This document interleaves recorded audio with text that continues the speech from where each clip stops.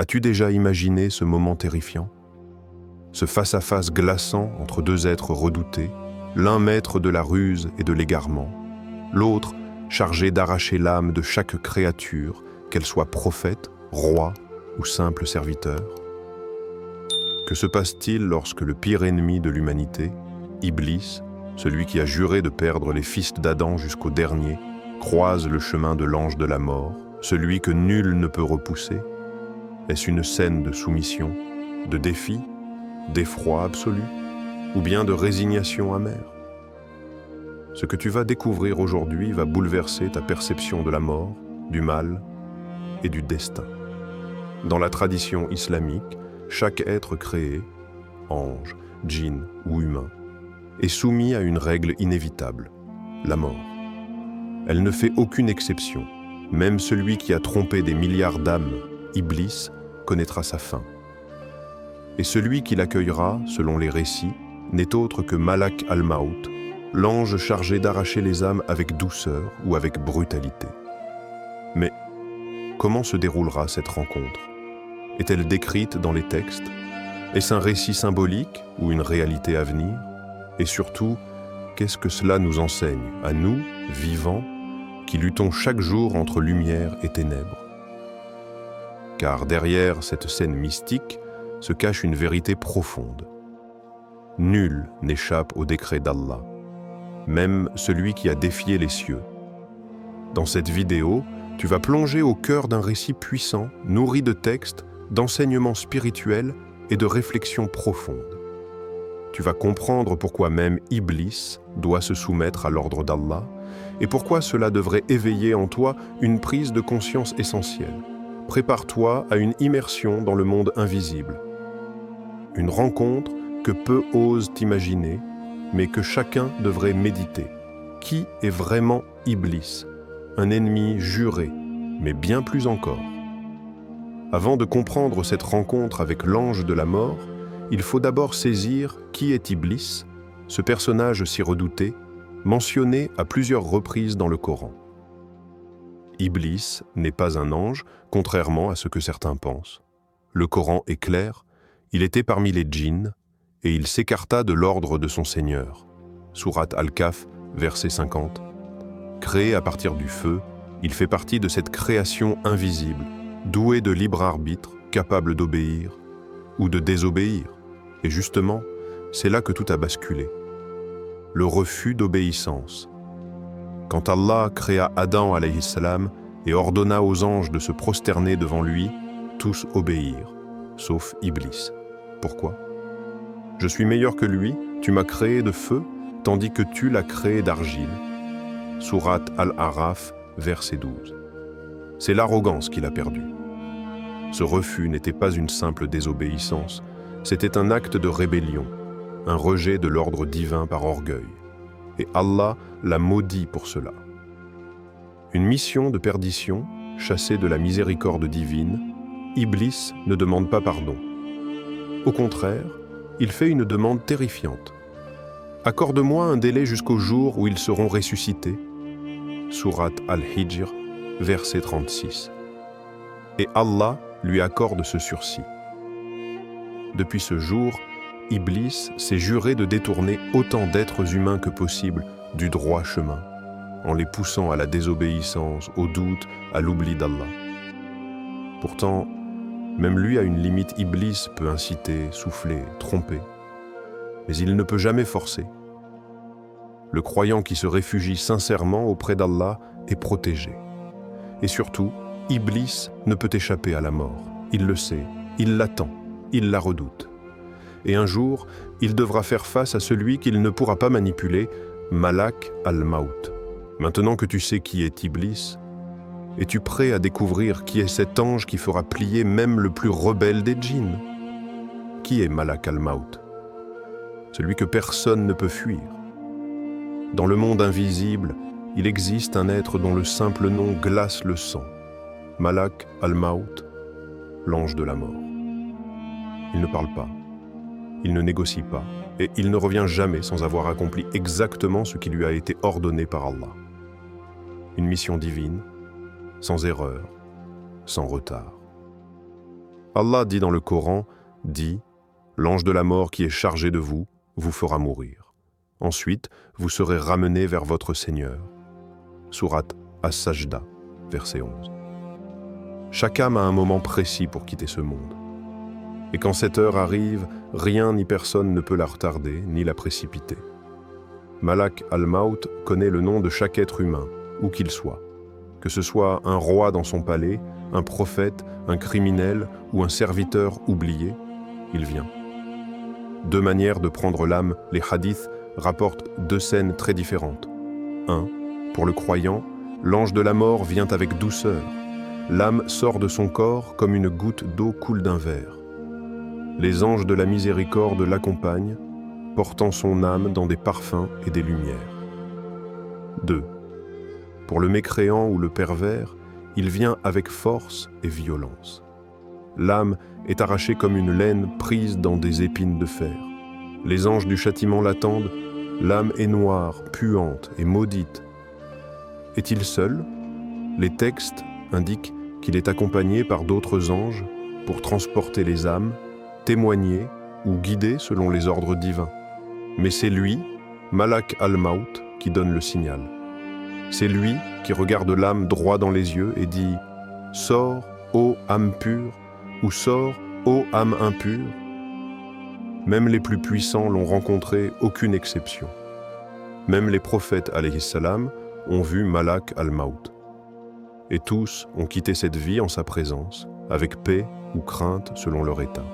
Et Iblis, est-il prêt à cette rencontre? Peut-il menacer celui qui prend les âmes par ordre d'Allah? Bientôt, tu vas découvrir ce moment unique.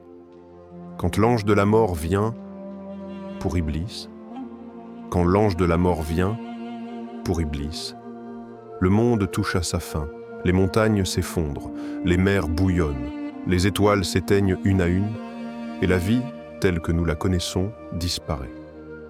Mais dans ce silence cosmique, un être demeure encore vivant. Iblis, le shaitan, le rebelle maudit depuis le jour où il refusa de se prosterner devant Adam. Lui qui a vu les générations se succéder. Lui qui a chuchoté à l'oreille des pharaons, des tyrans, des savants et des simples gens. Lui qui a égaré des milliards d'âmes, maintenant, il est seul. Le dernier souffle d'un maudit Iblis regarde autour de lui. Le monde qu'il a contribué à corrompre n'existe plus. Plus de croyants à tromper, plus de passion à enflammer, plus d'humanité à haïr. C'est alors qu'un frisson glacial traverse son essence.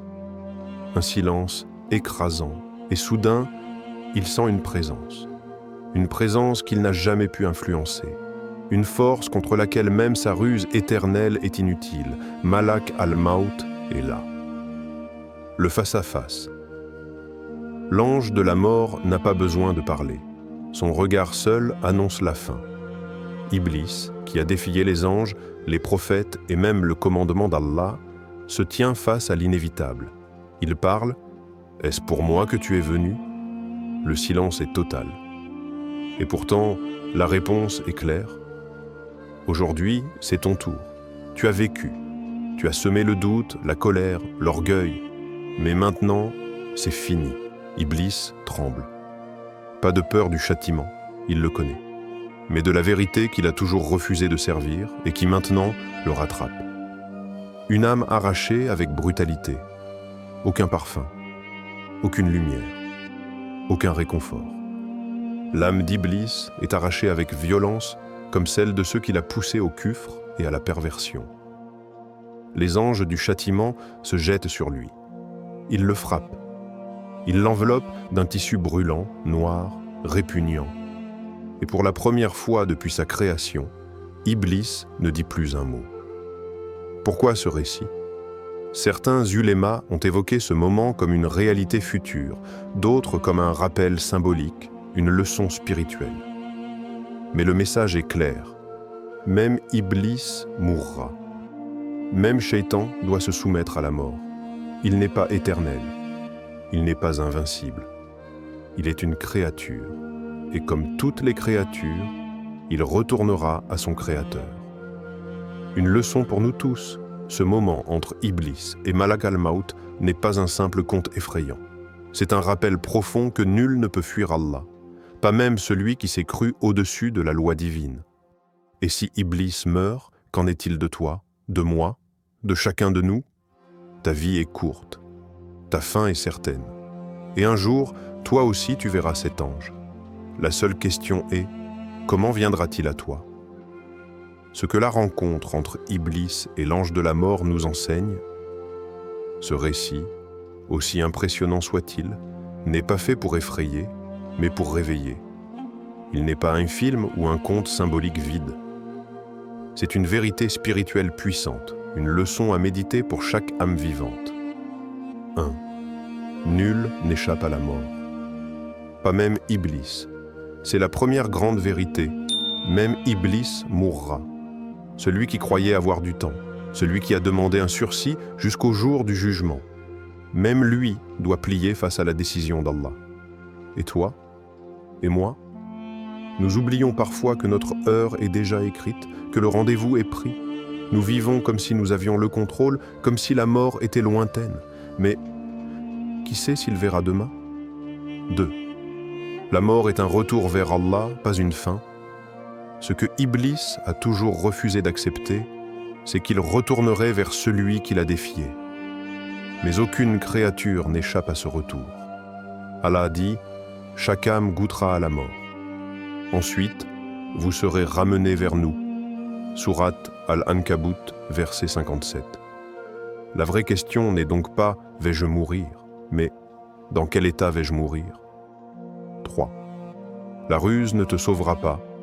Iblis est l'incarnation de la ruse, du mensonge, de la manipulation.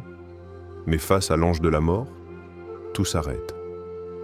Il n'a plus de pouvoir, plus de ruse, plus de discours.